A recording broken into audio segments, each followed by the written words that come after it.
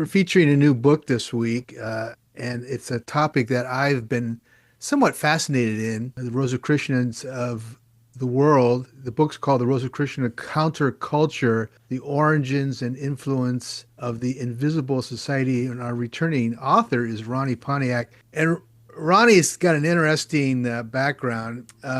He worked with Manly Hall, who's this mystical individual who is forever placed in our mind. I would consider him, and we'll ask Ronnie for more specifics, Manly as a occultist, really one of the unique occultists. And Ronnie was his research assistant for, I think, 7 or 8 years, which must have been a huge undertaking because someone with that kind of mind is, I don't know if you could call it caretaking or what, but anyhow, Ronnie, welcome back to Destiny. Great to see you. How you been? I'm all right. Good to see you too. Talk a little bit about working with Manly Hall. How did I don't know if I ever asked you, how did you get invited to work with him? Because he's not somebody who's like, all right, put in an ad in Craigslist or Indeed and going, hey, I'm looking for somebody who can help me. How did you get involved with him? Well, it's interesting because I think it's an encouragement to people that before I met him, I was a very bad guy. I was kind of a criminal and violent. I had no social contract. I was a very skilled liar and used it for power. Oh I my God. fronted a band that was nihilist and racist and very popular, and we had biker gangs for security. The first step for me was that one night I was at a club, and this girl who obviously didn't belong there was in a bad situation. And even though the club manager, when he saw her looking at me, told her, stay away from that guy, he's really bad news, she came to me for protection. Oh my. And we wound up falling in love, and falling in love with her changed my view of the world. And as I've often said, it was like my whole childhood and my life up until then had been one long night. And meeting her was like the sun came up. Wow. And then I was still cynical, though, and atheist. My parents were atheists. They were war refugees. And I was at the Bodhi Tree bookstore, which no longer exists, but used to be this wonderful little mecca in LA. And they had in the used branch an old copy of The Secret Teachings of All Ages. It wasn't the giant one, but it was a small tome, but really beautiful. But when I looked at it, I thought, wow, this looks like a compendium of dark knowledge and the kind of thing that you would have on your shelf if you were a formidable, edge lord. And so I bought it. But it had quite the opposite effect. From the very beginning, when I read the dedication to the rational soul of the world, which I just couldn't even understand how anybody could say that.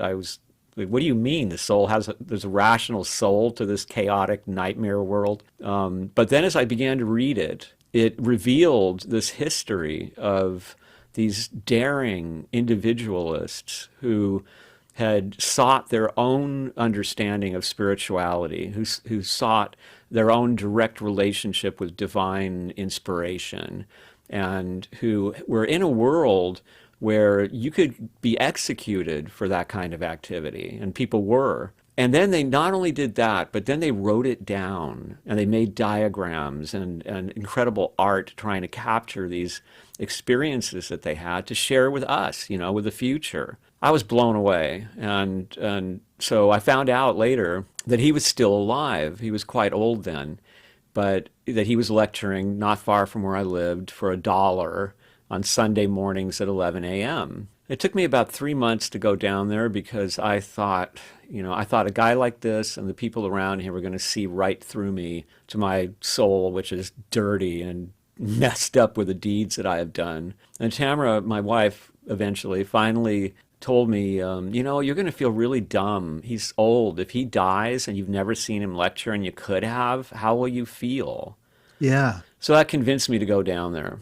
Now, I was at that time overcome with fear that California was about to drop off the map because of Edgar Casey. I had a friend, this older woman, who was really into Casey, and she was moving her whole family to Virginia Beach, and she was telling me, Ronnie, you've got to get out of California before it's too late, you know. And I was really scared about it, and I was thinking about moving. And as we were walking up on this beautiful morning, we were walking up to the Philosophical Research Society, his organization. Tamara noticed a little weed growing out of a crack in the concrete that had flowered, and she just thought, isn't that beautiful? That's nature. Anyways, we got inside, and we were by far the youngest people there. He comes out and he starts lecturing 90 minutes with no notes and just amazing lecture. And he looks straight at me and he says, people who have irrational fears of natural catastrophes because of their guilt about how they've been living their lives. And then he looks right at Tamara and he says, the way that a weed can grow through a crack in the concrete and flower.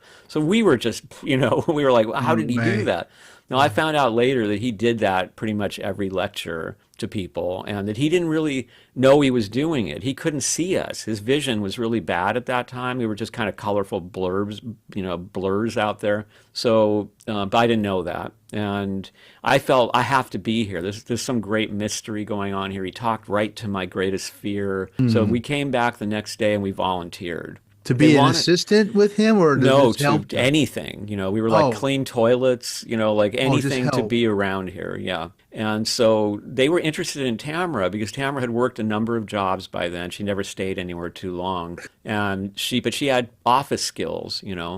I didn't have anything, man. I was like, what did I have? I was violent. Like I had no experiences, lousy education. And so they called back the next day and they offered Tamara a gig. And being who I was, I said, no way, man. I'm not staying at home with the cats while you get to go be there and do stuff. Just forget it. And she said, good. I don't like that stuff anyway. That's why I quit the jobs. And then they called the next day and they said they wanted to talk to me. And not only that, but that Manly Hall wanted to meet me. Now, they had Wow. asked me a question during my interview, which was, do you have any familiarity with languages? And I said, well, I grew up in a house where people spoke German and French and Russian and Polish. And I don't know these languages, but I mean, I know words and they talk to me in those languages sometimes. I guess that's what it was that interested him. So I came down the next day. They showed me into his office, and he was sitting behind his gorgeous, ornate, carved Chinese desk.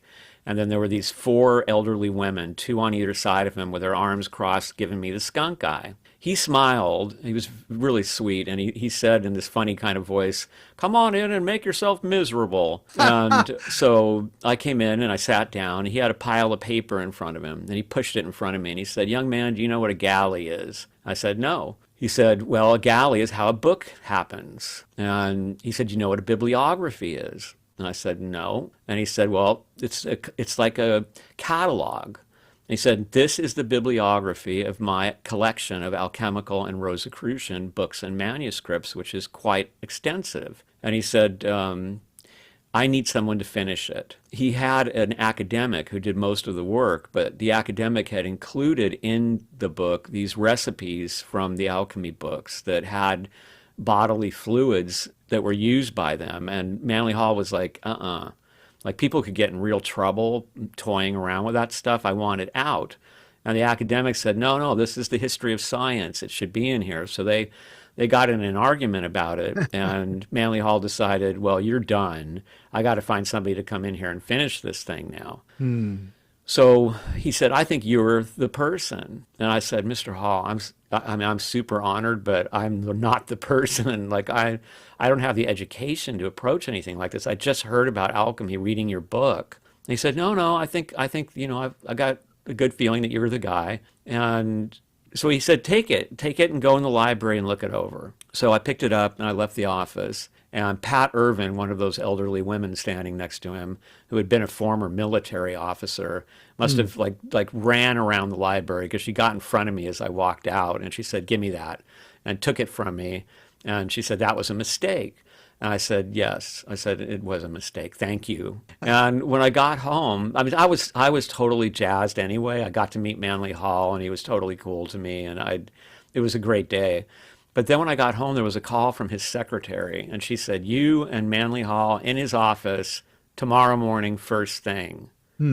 So I went back, and then this time it was just him. And he said, "Young man, you will work for me. And he said, if anybody contradicts what I tell you, you just come tell me and I'll take care of it. Oh God. And he said, I really believe you can do this job, and here's how we're going to do it. In the morning, when you come in, I will show you what I want you to do that day. We can have lunch in the vault together. So you can actually see these books and manuscripts and look at them and ask me questions about them.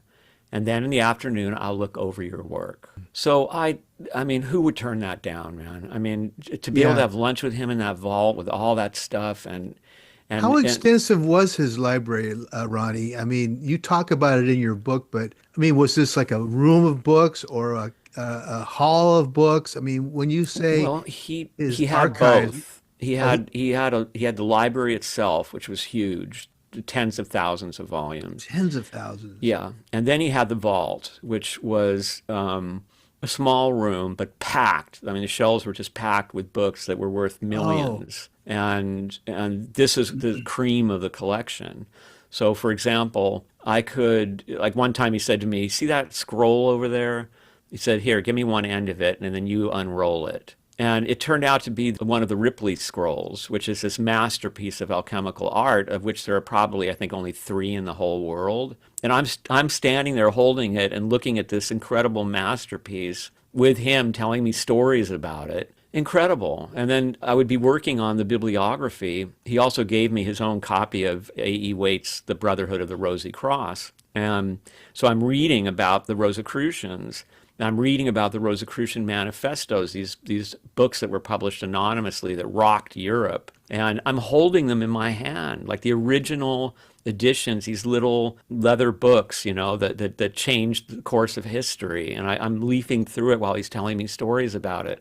It was amazing and life-changing.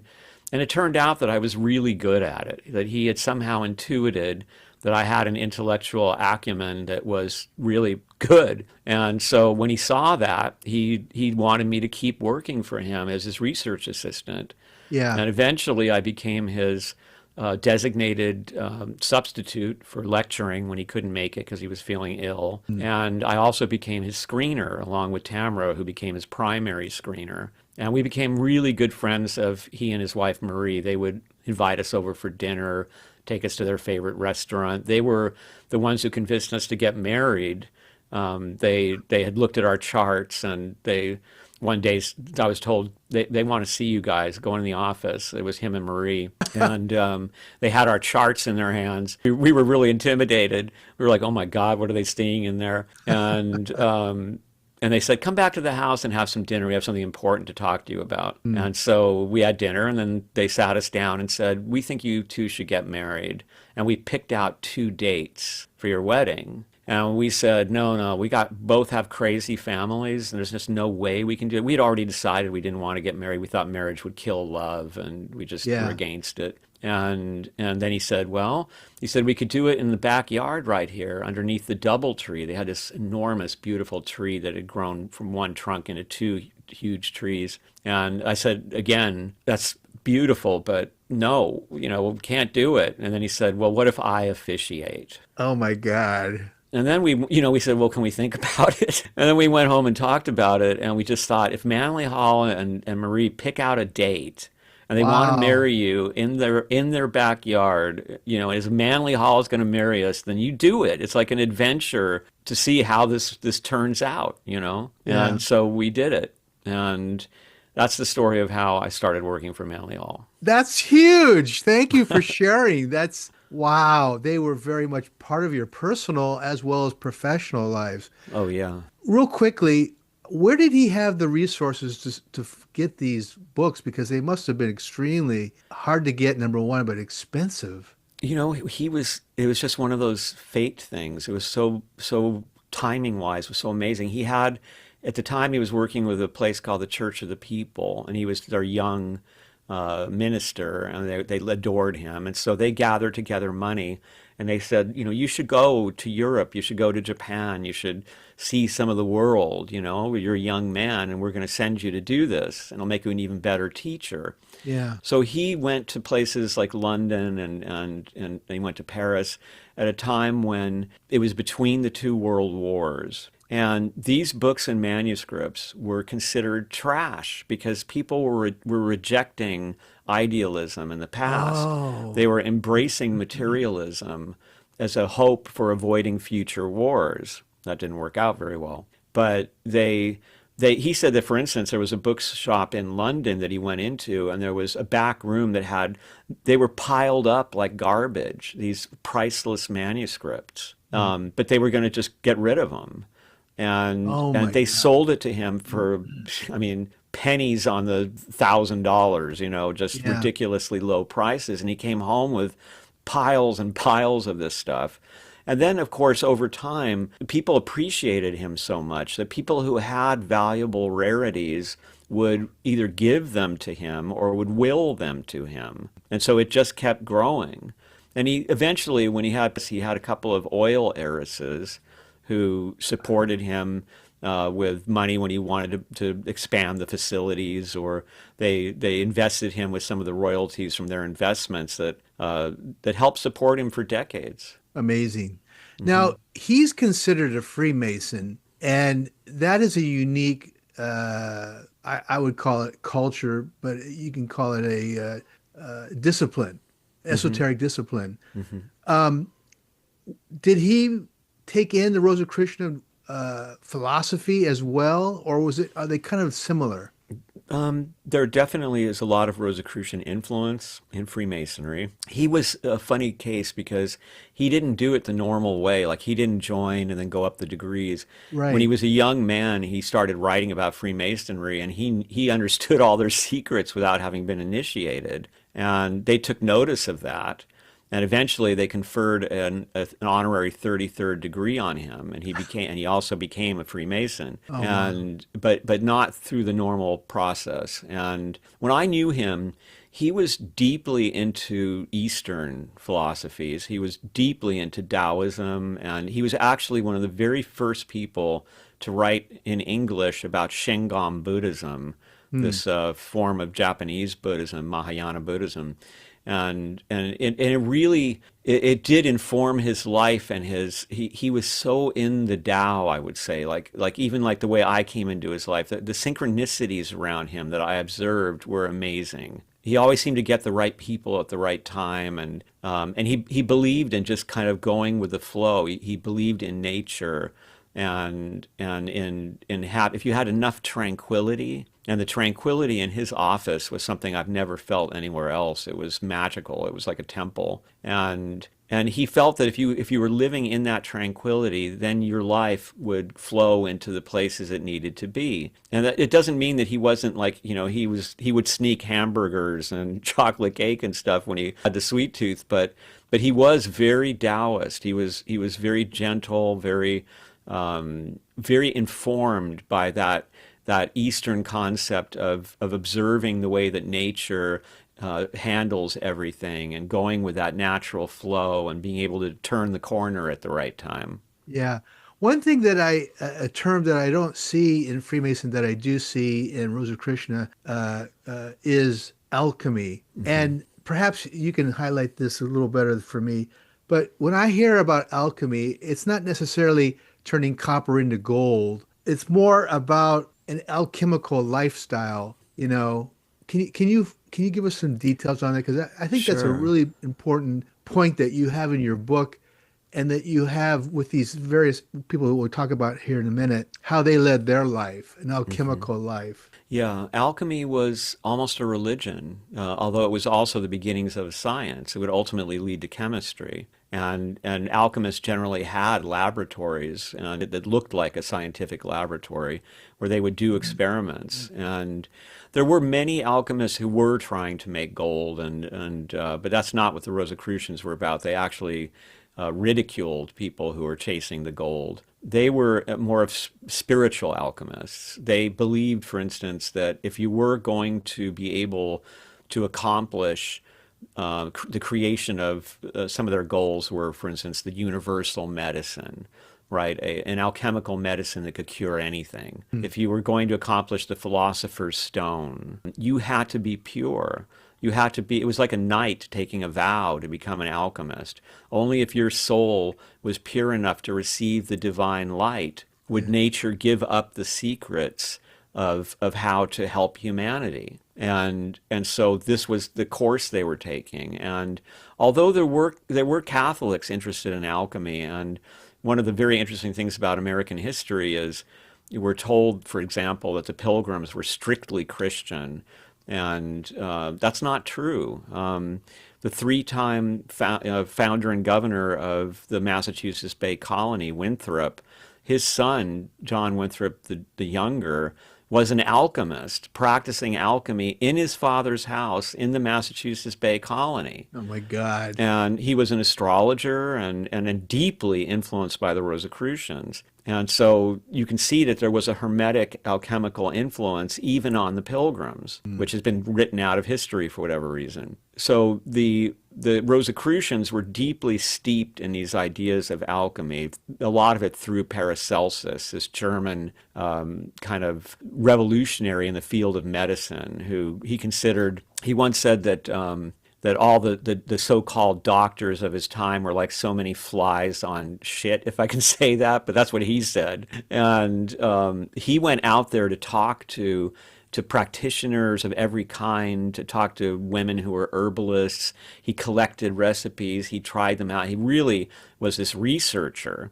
And his ideas and his discoveries were very influential to the Rosicrucians. So they believed that whereas the Catholic Church which dominated Europe even at that time, even after Luther, they believed that the Catholics believed that science was bad. You know, they burned Giordano Bruno at the stake in 1600 because he dared to say that the earth went around the sun, not the other way around. And the Rosicrucians wanted to embrace science. They believed that science could lead to what they called a universal reformation, where this new knowledge would revolutionize everything about society. You would have medicines that really work.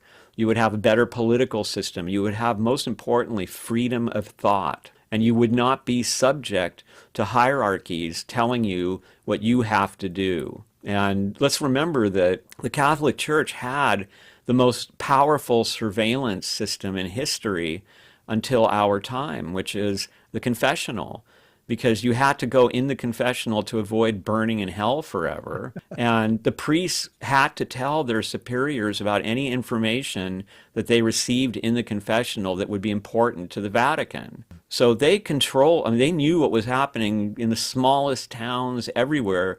All you needed was if you were somebody doing something revolutionary, if your maid, for example, went to confessional and told the priest, you were busted. So the Rosicrucians didn't believe in that. They believed in freedom of thought. They believed in individuality. They believed in exploring nature to find the secrets that God had put there for the benefit of humanity, which was absolutely heresy to the church. Yeah. They also did not believe, they were different from the Freemasons in that they did not have hierarchical orders. They were really about the transmission of knowledge, you could say horizontally, right? You weren't initiated into something and then you became somebody that they could share the information with. You asked the right questions. You have a passion for truth. Then you're the guy that they can share some stuff with. And Yeah. they tended to be very secretive, of course, because they were in danger. They would circulate things in manuscript, and it would only be given over if you really had trust that the other person was like you, was seeking these same wisdoms in the same way. And that made it a very powerful counterculture. So during the Inquisition period, it was probably dangerous to speak in anything related to esoteric science. Very much so. In fact, there's a story about a bookseller who dared to sell a book by the Renaissance occultist Agrippa to somebody, and he was executed just for selling a book. Give us the foundation, the start of the Rosicrucian order. Who were some of the early figures that were thinking in this manner and its eventual foundation? Sure, it's based on a stream of thought that was that preexisted it. That you could look at people like Marsilio Ficino in Florence, who sort of sparked the Renaissance. He translated Plato, the Orphic hymns, the Hermetic writings, that had been lost to Europe for centuries. And there's also writers like Paracelsus and Agrippa, and they loved Giordano Bruno, and then going even back into the pagan writers, they saw their wisdom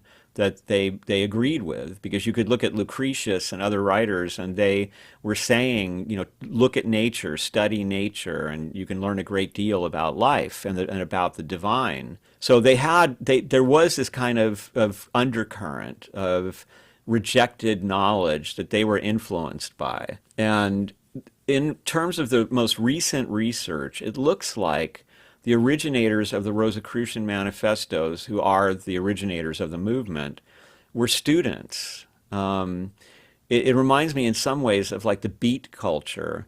These were students reading forbidden books under the influence of their radical professors. And among them was somebody that, this is all steeped in mystery, and people are arguing to this day about who wrote these books. But in my opinion, the center of all this is a guy by the name of Andre. And Andre was a young student at the time. He seems to have been influenced not only by these books and by his professors, but also by these traveling English theater groups. Germany under Lutheranism was very, like, no humor, no sexuality, no theater. It was all very strict. But they would allow these English touring companies to come through.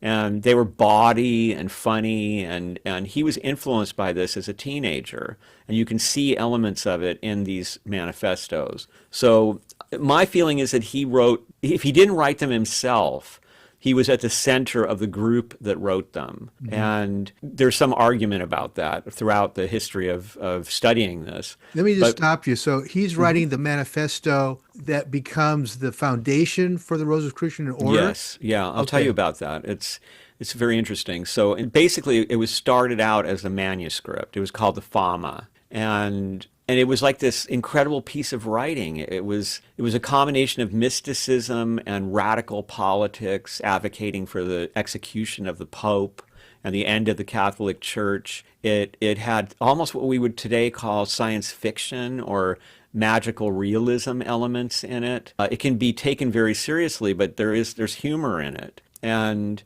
this manuscript was circulating quietly around probably as early as 1610, maybe even a little bit earlier. And it would only go between people who were into this kind of material already. And it hit that subculture like a bomb, like Allen Ginsberg's Howl or something. It was this crystallization of something and here was this young person or group of people who had put it into this radical kind of new way of saying things. And so what happened was, it was all good and well while it was quiet and anonymous, but there was a noble in Bohemia by the name of Moritz the Learned. And he had the feeling that there needed to be a war, that like basically Germany, England, the Protestant centers needed to fight off the church once and for all, and maybe even defeat it, because the Roman Catholic Church and its military arm, the Holy Roman Empire, was dominating everything in Europe. So he decided to publish this thing without asking permission. I mean, it was anonymous. There was no name on it. He probably didn't know who to ask, but he just said, I'm putting it out there, as I think it's the kind of thing that could stir people up and make them take action. Well, he had no idea what was going to happen. I mean, when this thing came out, it was a revolution. It caused a huge fervor throughout Europe, and there were hundreds of books and pamphlets published in its wake. It was published in 1614. And there were people for it. There were people against it. There were people saying, I should be a Rosicrucian. Hey, I'm publishing this book so you will come and ask me to be a member of your order. So it was very much out there. It wasn't like a secret society kind of hidden in the dark. It was available. It was to out everybody? there, but the subject was about a secret society called the Rosicrucians that had been founded by this mythical character, but you didn't know that, Father CRC, who had traveled to the East to get wisdom and all this. So a year later, in reaction, there's another manifesto published called the Confessio. and it's a corrective. Like it's basically, you can feel in it that the author or authors are saying, no, no, no, no, no. Like, you guys totally missed the point of what we're trying to say in the Fama. You guys are chasing this order. You want to be members of it. You're telling us that we're the devil's plaything, and it's like, no, we're talking about our universal reformation begins with a personal reformation. How do we reform the world if we don't first reform ourselves, our families, that's how it starts. It didn't do any good at all. It just made it even more of like a crazy kind of reaction out in the world. Mhm. And the third one, the chemical wedding, 1 year after that, this one starts to really take on elements of satire. You can feel that the author or authors are going, you know what? You didn't get it. You're a bunch of idiots. And they start condemning alchemy very, very pointedly. Mm. There's one point where Father CRC, who's now an old man, and he's very depressed because the world is so stupid, basically. There's a woman who's guiding him. And when he complains about how depressed he is, he's so old, and she turns to the audience and she says to the reader, and she says, hey, do you think if I slept with him, he might cheer up a little bit? See, that's English musical theater coming through there, breaking the fourth wall, right? Winking at you, at the audience. So this was unheard of, and of course it created even more of a fervor, because it was outrageous. It was lewd. And I think there's many reasons why I think Andre is the guy behind this. And I'll just share three of them very briefly. One of them is because the very next book that comes out, 1 year after that, so 1 year, 1 year, 1 year, 1 year, the fourth one is called Manifestos. It's published under Andre's name. And this book is a study kind of like it's a character study of like all the idiots and hustlers who came out and reacted to the Rosicrucian books. And it dismisses the Rosicrucian thing as a joke, as it was a hoax. And he has, it's really funny. It's amazing because he even like has a character named Fama in it, right? The name of the first manifesto, who's just blindly searching for fame. And he gives a list of people that to this day is an accurate description of the kind of people that come in and destroy scenes. When an organic countercultural scene happens, like, who are the people who show up and they wreck it? Well, he describes them. He says, well, there's the connoisseur. There's the guy who's trying to make money off it. There's the art collector. And he just lists these people. He Yeah. says one of them is called the scholar of the vanities, right? The guy who knows everything but understands nothing. And when these people show up, your scene is dead. And so he's giving us this encyclopedia of the type of people that were uncovered by this Rosicrucian reaction. Wow. So that's one reason I think it's him. I also think it's him because there was a fellow who's also been held up as possibly being at the center of all this, who was someone who was an influence and a friend of Andre's, Besold. And Besold wrote in his own copy of the Fama, in his own hand, he wrote that I think Johann Valentin Andre wrote this. That's a pretty good, hint right there. And then the third one is that this famous philosopher Comenius, whose theories about education are still today used in modern education, and who was very informed and inspired by the Rosicrucians, and who had these radical, for the time, ideas like, we should teach women and indigenous people, we should teach everybody how to read and write so that we can benefit from the knowledge of the whole world, not just from a few men. That was radical, crazy thinking. As we can see Yeah. today, they seem to want to go back to that stuff. But so when he was into the Rosicrucians, he somehow intuited that Andre was the guy, and he wrote him a letter. And he said, I think you might be the guy behind this Rosicrucian thing, and I'd like to be a member of your order. And Andre wrote him back and said, man, it's not an order. It's just a group of friends. And the whole thing was kind of a joke. But was it really? Because it feels very much the way you're describing it like a a new age for the dark age. Yeah, well, I think one reason he's saying it's a joke is because he wants to save his life. Oh, People because are he starting to sense that he may be the guy behind it. So are they putting people to death that are identifying as Rosicrucians? imprisoned and yeah, I mean, they were messing with people they thought. For instance, I'll give you an example. Some smartass, a few years after the first manifesto, he he or them they decided to put up posters in Paris that said, "We are the Rosicrucians. We are invisible and visible, and we are here in Paris looking for new members. So don't come to us, we'll come to you." Right? Yeah. Well, as unbelievable as it may seem, Paris went completely crazy over this. It was a very hot summer.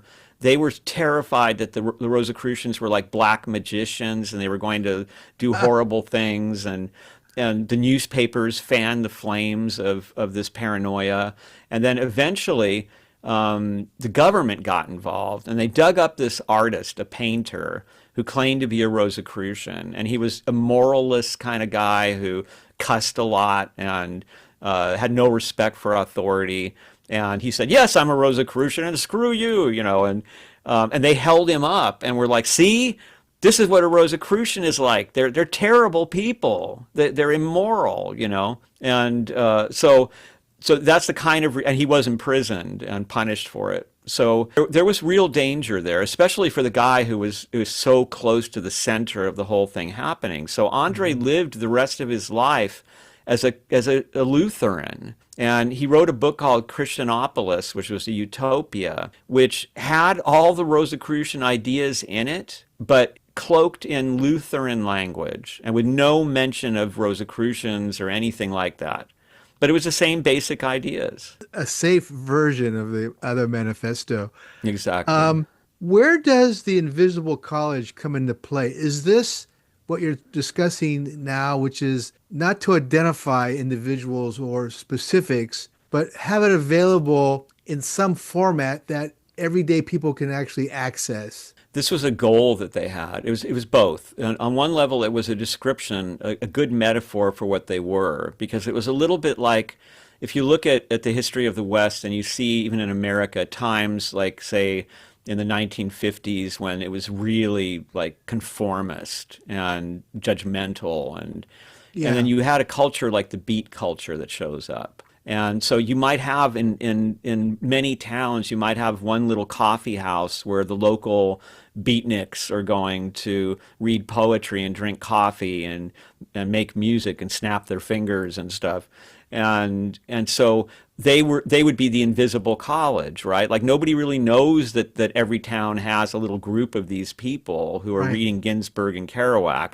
So they're invisible, but they're a college because if you find them, they will break you out of your conformist role that's been foisted on you, and they will encourage you to be an individual, and they'll give you the materials to read and the music to listen to that will help you to blossom into who you were meant to be. And that's part of it. The other part of it is that they did have this goal that this knowledge, they talked about the book M, and a lot of people think that meant mundi, the book of the world. And Comenius took this rather seriously. He suggested that there should be a book written that contains all the knowledge of the world so that anybody who can read and write, and in his world everybody could, would be able to consult it and find out exactly what they need to know.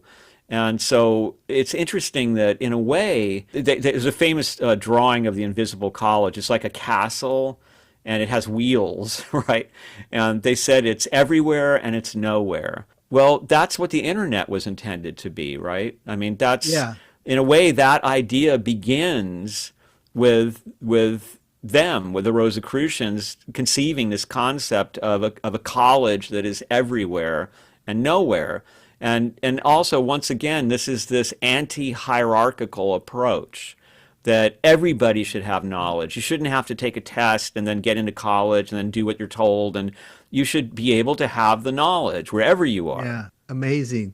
Um, are there specific books that are related to the order that are specific for the manifesto? In other words, Hall collected a whole library of probably articles and lectures and But are there specific, like a Bible? No, it's also very hard to do that because one of the interesting things about the Rosicrucians, and to address what you said in the very beginning, why it's not better known and Yeah. why it seems to be kind of a lurking shadow behind things like Freemasonry, because the word changed its meaning so many times in history. I'll give you a couple of examples.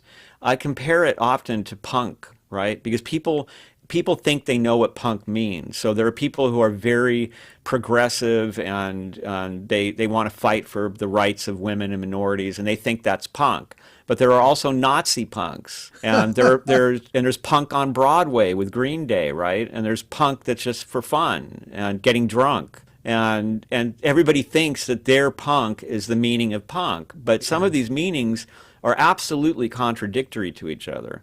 And the same thing is true of the Rosicrucians, because over time, these ideas were adapted in weird ways that the originators probably wouldn't have been happy with at all. So, for example, Cromwell, of all people, he thought that the Rosicrucian idea of utopia was great, but he thought that to get there, you were going to have to kill a lot of people. You were going to have to, kill the people who are preventing it from happening, namely the Um, Catholics. And so there's a civil war, and he takes over, and he kills the king, and he's trying to force this Rosicrucian utopia on the world, and from the top down, right? Well, the whole thing about the Rosicrucians was they were trying to do it in a way where if you practice Rosicrucian ideas and I practice Rosicrucian ideas, then we will influence the people in our worlds, and some of them will start practicing, and that's how it was supposed to happen, not with armies that went out and killed people. yeah. But yet, this is what happened. And in fact, the Rosicrucian ideals were a very big contributor to the 30 Years' War, which devastated Europe. 1 out of 10 Europeans were killed, half of them in some areas. What year was that, Ronnie? I forget. Was that like the The mid 1400s, 1600s. It started, 1600s? yeah, and so there was plague everywhere. I mean, it was just a horrible time. The atrocities committed by both Catholics and Protestants against their fellow Christians who were fighting each other, was just Yeah. a terrible statement about how people are, and horrifying, I'm sure, to the people that were really into the original Rosicrucian ideals. Yeah. You also even had later a Rosicrucian order that became a powerful force, a couple members of it, behind one of the thrones in Europe. And they were almost as bad as the Vatican. They were practicing censorship, they were manipulating the culture and the economy in ways that the original Rosicrucians would have found abhorrent. Hmm. So that's part of the reason there is no Bible, because, and not even, because then the other thing is, then you start to get like these orders of Rosicrucians that are very influenced by Blavatsky and the theosophical ideas. And so now we have the Rosicrucians are actually these invisible masters who have risen above the need for human bodies, and all kinds of ideas about astral bodies and things like that suddenly become part of the Rosicrucian teaching. And you get these Rosicrucian orders that would advertise in the backs of magazines, and you could join up, and they would send you monthly lessons to learn how to be a Rosicrucian. Wow. Yeah, and they still exist, a couple of them. And so I mean, they do have Rosicrucian ideas in this. They were practicing aspects of what the Rosicrucians wanted to define them, but it's also filled with all kinds of stuff that the original Rosicrucians would never have recognized. Huh. Doesn't Rudolf Steiner highlight Hmm. the manifestos in some of Hmm. his early writing?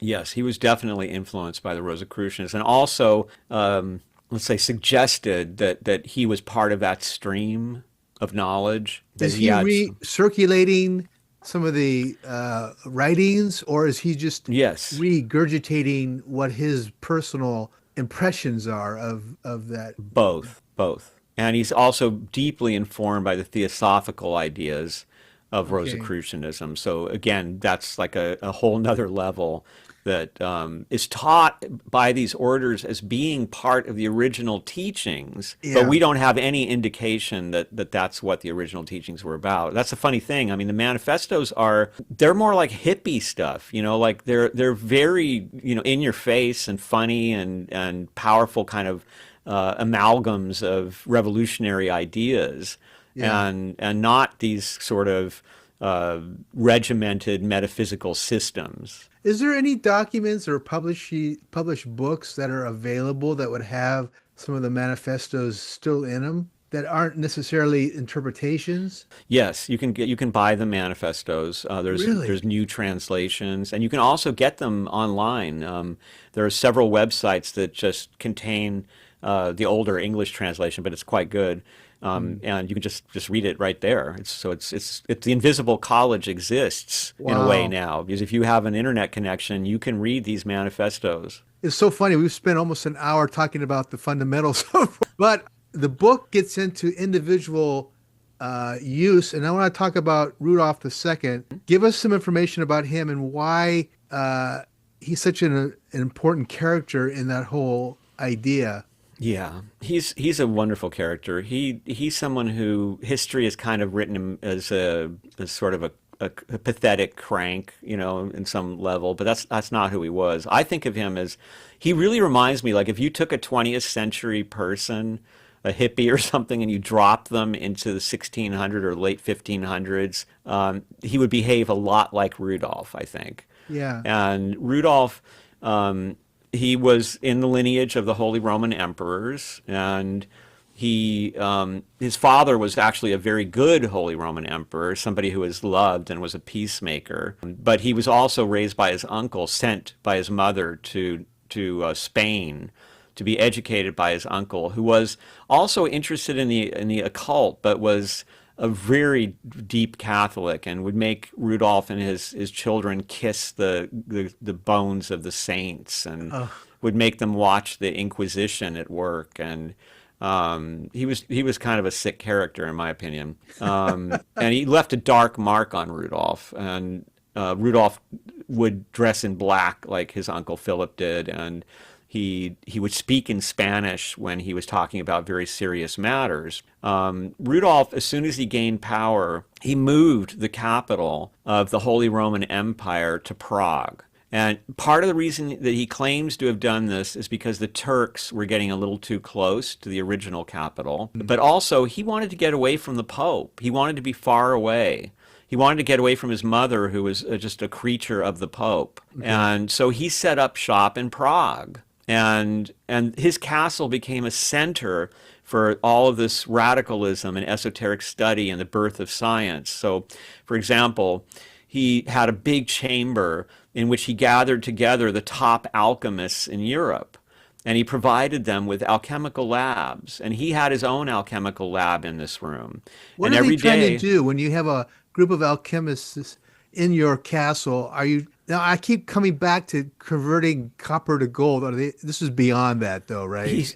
there's part of it is making gold, part of it is medicine is a big part of it, Yeah, finding medicines, yeah. and also improving scientific process to it's like almost the very beginnings of industrialization as you learn about what chemicals can do and how they interact, and you might be able to do something useful with that. He also had a huge chamber filled with painters, some of the top painters of the day. He was a great collector of painting. Right. He loved Bosch, for example, and probably preserved Bosch for us.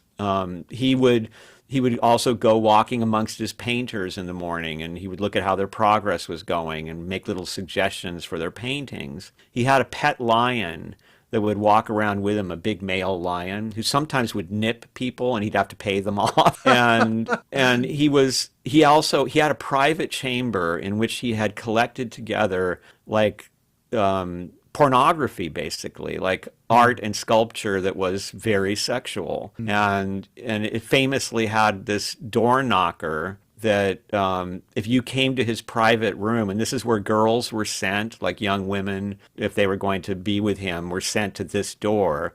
and it was a woman, squatting, and then it was in her mouth, right? And you'd be knock, knock, knock, which A is door so knocker. funny. It's so, it's so Yeah. not that era. And then you'd be brought into this room with all of this incredible art that was showing all kinds of sexuality. And then he Mm. would reward them with jewels. And so you might be a peasant girl who was very pretty, and they brought you in there, and you'd leave with enough jewels to take care of your family for a couple generations. And this is the Renaissance period, right? I It's a little mean, bit, it's kind of after the Renaissance and yeah. right before the 30 Years' War. Another thing that was interesting about him was that he was encouraging science. So some of the most famous astronomers who were also astrologers worked at his court and developed the first telescopes at his court. Wow. And he issued an edict of religious freedom, which was something new, where he was saying, whatever your religion is, you can practice it in Prague. And he would meet with this famous rabbi who came up with the story of the golem, who was a Kabbalist. And he knew a lot about the Kabbalah too. He surprised the rabbi. Mm. And he loved to meet with people who had collected esoteric knowledge and have deep discussions with them. He encouraged people to speak to others who were from different cultures, who had different sources of knowledge, and to pool their knowledge together. So you can see he was kind of this amazing little revolution, just following his own interests. He Yeah. hated the bureaucracy, though, of being emperor. He Mm. just hated it. He didn't want to take the meetings. He didn't want to hear about the accounting. He didn't want to worry about how to stop this from happening or that from happening. And he would duck things. Like, he was famous for not attending important events, but saying that he was there in disguise. He really did like being there. Tell us a little bit about Paracelsian medicine, which apparently he was interested in. I'm not familiar with this. Was Pericles really big into the medical diagnostics or just healing people who had various disease processes? This is Paracelsus. Paracelsus, Yeah, excuse me. Pericles was an Athenian Thank you. politician. Yeah. Paracelsus, yeah, he was deeply into trying to understand nature and what causes illness and how do you cure illness. And he was convinced that the modern medicine of the day was ridiculous, which it was, and very ineffective. You mean the And bloodletting and the leeches and all what do that they call stuff. it? Working with the humors. Yes, and so he's one of the originators. I mean, even in modern science, they say that he's one of the originators of the science of pharmacology. Okay. He was Okay. putting herbs together with minerals and making medicines, and traveling all around Europe, getting in trouble everywhere because the doctors hated him, and he was known for being very cantankerous. Like, he would tell you off. He would tell you if you were a doctor and he thought you were stupid and you were hurting people. He would tell Okay. you in colorful language that you didn't know what the hell you were doing. So he was very influential because, first of all, his works were, there was so much of his work, and it was deeply infused with spirituality. It's interesting Oh, about him because um, his intuition was so powerful. He coined a phrase for what we're made of, right? Like what the world is made of, which was elastor, which means star stuff. really? And he was right. We are the stuff of stars. Yeah. Um, I'm wondering if Rudolph was thinking to pull together these physicians and these alchemic chemical people to help remove the plague or, try to increase the health. Because I mean, the wellness of the Europe at that time was devastating. I think people Yeah. were dying in their 30s and younger, Yeah. just not only because of the plague, but because of the health conditions were so poor. Yeah. Yeah, he definitely was trying to bring up a higher level of life for people, more like learning the secrets of nature so you would know how to live. And he became the center of Rosicrucian ambitions. They thought, if we could just get this guy to come out of the closet as an occultist, right? Yeah. And make him this, Plato's philosopher king, and he could protect us from the Pope, and he could make science into something that we could all practice, and he could raise this secret religion into something that might even replace the Catholic religion, which they saw as being idolatry and power hungry and stealing the wealth of Europe. And also So taking away your ability to think freely, you know? yeah, yeah. I love the original thought. I love all the. It's like you're at that time in this period in our history, things are dark. We're coming out of the dark ages, and so Hmm. these are bits and pieces of light that are markers for intellectual curiosity, which is really fun. And I think what you're showing us here is that we've come through the dark ages, and here's some people that dealt with it, and you should consider it. Is this kind of the message? When we look Yeah, at it, consider this form of it's thinking. yes, it's the third book in a trio Oh, of thank you books for reminding us. Yeah, go ahead. Tell us about about counterculture. Because I'm looking at counterculture. the first one, American Metaphysical Religion, is about, as we've already discussed, We had is that one. about this incredible history and legacy in America. You know, we're taught that America was strictly Christian and that these things were fringe superstitions. They were not. They were at the center of the American story. Every single, you know, right through all the major events, you have people, Civil War generals who wrote books on alchemy and were friends with Lincoln, and you've got and spiritualism is right there, deeply involved in abolitionism, Yeah. there's constant influence. And in fact, we have in academic studies the fact that in the early days of America, which we're being told all the time was so Christian, we have people complaining they don't go to church, like they're not Christians, they have crazy weird beliefs that are more like the natives than like Christianity. Yeah. No, it's a good point because I think the founding fathers were almost to a man a Freemasons, weren't they? Yes, and they were deeply steeped in ideas that were not traditional Christianity, and they distrusted the traditional Christianity as being a dangerous influence in terms of politics because it would tend to try to dominate the culture and take away individual freedom. As we see happening right now, there's an attempt to do that. So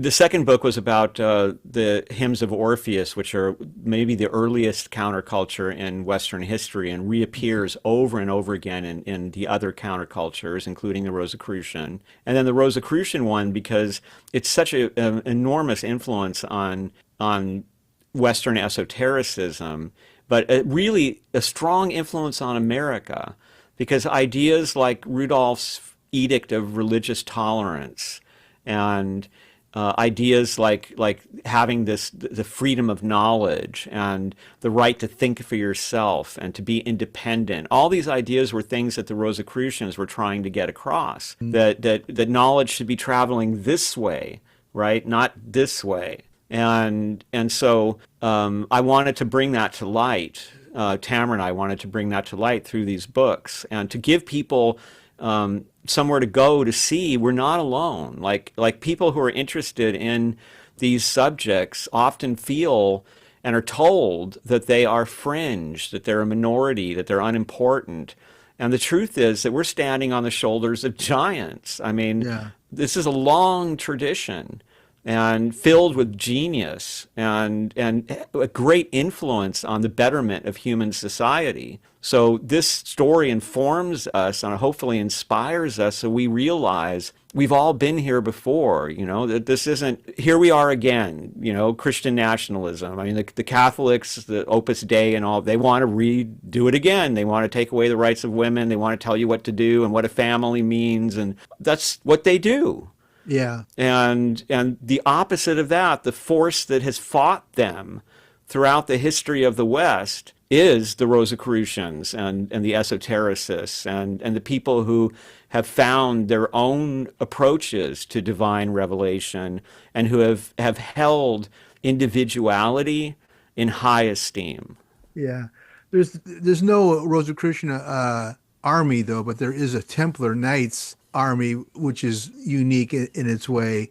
I Hmm. think in this case, this counterculture book is more a look at freedom of thinking, right?